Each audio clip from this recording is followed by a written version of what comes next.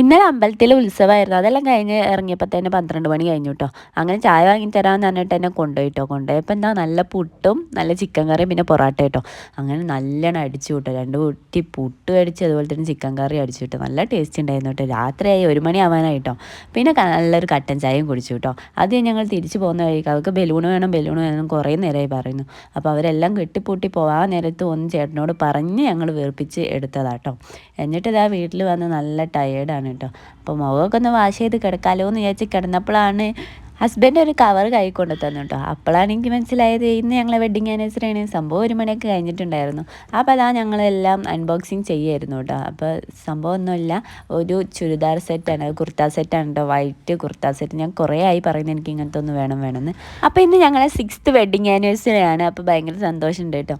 അപ്പോൾ നമ്മളെ വീഡിയോ എത്രയുള്ളൂ. വീഡിയോ ഇഷ്ടപ്പെട്ട് ലൈക്ക് ചെയ്യാനും ഷെയർ ചെയ്യാനും സബ്സ്ക്രൈബ് ചെയ്ത് സപ്പോർട്ട് ചെയ്യാനും മറക്കണ്ട. അപ്പോൾ എല്ലാ കൂട്ടുകാർക്കും tata bye bye, see U.